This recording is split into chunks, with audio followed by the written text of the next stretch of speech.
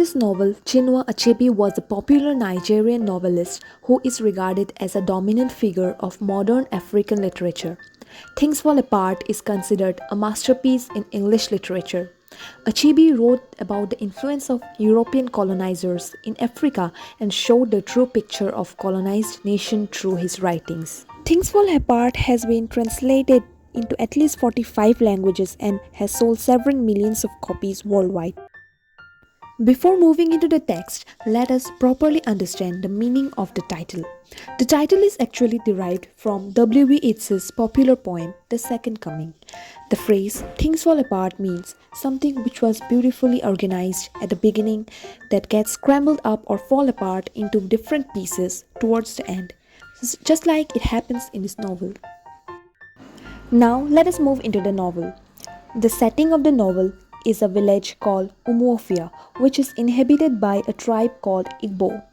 These people have their own set of traditions and customs within themselves. They worship a supreme god named Chukwu, who has appointed different small gods to take care of smaller things. The protagonist of the novel is an Igbo man named Okonkwo. This man is tall, stout, aggressive, violent, short-tempered, and also a wrestler. He is well known in the village of Umofia. He is a powerful and wealthy farmer who lives with his 3 wives and 10 children. This man, Okonkwo, cultivates yam in large quantities and managed to earn himself a large wealth and respect in his village. However, his father Unoka was a failure as a man. He was buried under huge debts and was regarded as a coward by the villagers. Thankfully, Okonkwo didn't turn up like his father and became a successful man through immense determination and hard work. Okonkwo likes to show his physical strength by wrestling with other wrestlers of the village. He also frequently beats his wives and behaves with strictness in front of his children. Now there we find an interesting character named Ikemefuna, who is a small boy given away by his own villagers to the village of Umofia. He is 15 years old and Okonkwo takes him to his own house. Okonkwo's son, Noe, forms a close bond with Ikemefuna and Okonkwo too develops affection for him.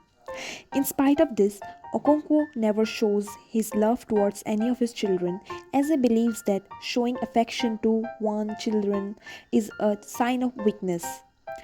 Okonkwo is afraid of Noe's behavior. He is afraid that his son would also turn up like his father, as his behavior shows tendencies similar to Unoka. Ikemefuna encourages Noe by telling him to behave like a man. The Igbo people worship Ani, the goddess of art, who they believe blesses their farms to bear good harvest.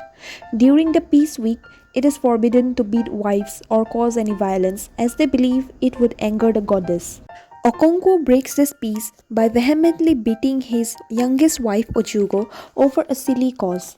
The villagers warn him and he asks for forgiveness from the elders. Even though the beating is rejected by the people, it is because it might affect the goddess and not because beating a woman is wrong. It has been 3 years since Ikemefuna started living with Okonkwo's family. Noe regards him as his elder brother and developed a masculine behavior with his help. Now we find something called the oracle. The oracle is nothing but a priest who acts as a medium through which gods send their prophecy to the people. A villager named Ogbuefi Ejedu informs Okonkwo that the oracle had said that the boy Ikemefuna must be killed. He even warns Okonkwo not to take part in the boy's death as Ikemefuna regards him as his father. One day, Okonkwo lies to Ikemefuna that he must return to his village. Ikemefuna becomes excited and goes with Okonkwo and other clansmen. After walking for several hours, the clansmen attack the boy with their machetes. Ikemefuna runs to Okonkwo for help, but Okonkwo instead cuts down the boy because he feels that he would be termed as weak if he doesn't kill him. When Okonkwo returns home, Noe realizes that Ikemefuna would never come back to him. Okonkwo slowly becomes a depressed man and he rejects to eat food and sleep. His daughter Ejinma cooks food for him and makes him eat again. Now, who is Ajinma? Ajinma is another character that we find in the novel. She is Okonkwo's favorite daughter and the only child of Okonkwo's second wife, Ekwefi. Ajinma often falls ill, and this time Okonkwo gathers medicine for her cure. Remember Ejudu, the elder who told Okonkwo about the oracle? Now, this character has died.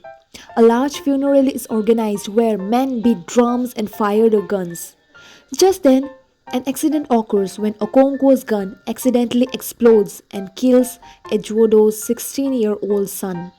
Since killing a clansman is a crime, but accidentally doing so is not a serious one. Therefore, Okonkwo is ordered only 7 years in exile. Okonkwo takes his family and moves to his mother's village called Mbanta. There, his maternal uncle welcomes him and treats him very well and lets him stay and his family live there for 7 long years. Obirika, a friend of Okonkwo, brings him back full of cowries that he made by selling yams from Okonkwo's field in Umofia.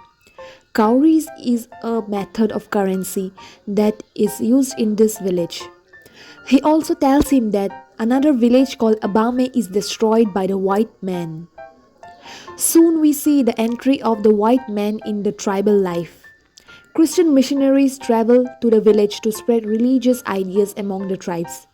It is important to note that these missionaries have traveled long from the European countries only to spread religious dominance over the dark continent of Africa.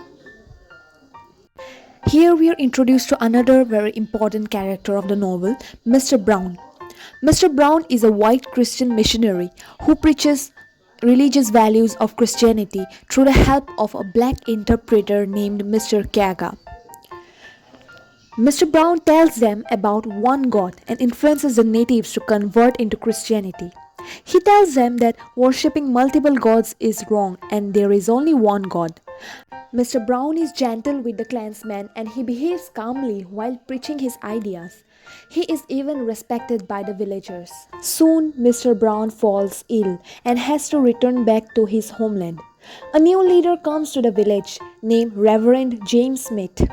However, he is completely opposite to Mr. Brown in his character. He is a strict man who discriminates people on the basis of skin color. He even criticizes Mr. Brown's policies.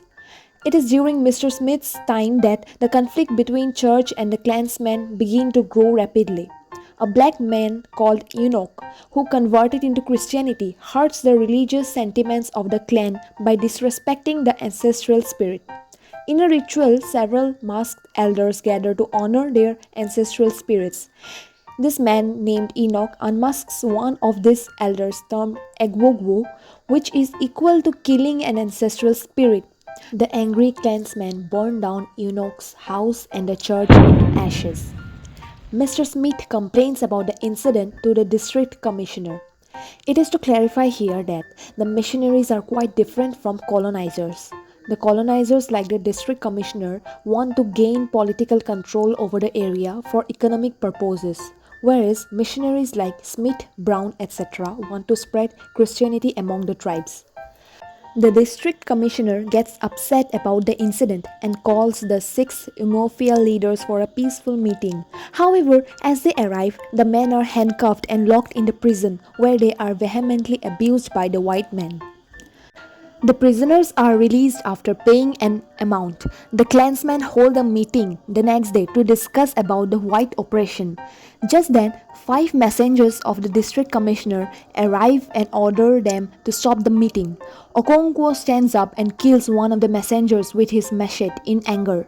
The clansmen, however, do not hold the other messengers to support Okonkwo and instead let them flee. Okonkwo soon understands that the clansmen do not want to fight with the white men. The district commissioner arrives angrily and discovers that Okonkwo had committed suicide by hanging to a tree in his compound. Obirika tells the white men that committing suicide is a sin in their clan and no clansman would touch Okonkwo's body or give him a proper burial. Therefore, they request the white men to remove Okonkwo's body from the tree. The story ends here, and the district commissioner thinks that Okonkwo's story of rebellion would be a great sense of entertainment in the book that he is currently writing. Thus, he decides to include Okonkwo's story in the book that is titled The Pacification of the Primitive Tribes of Lower Niger.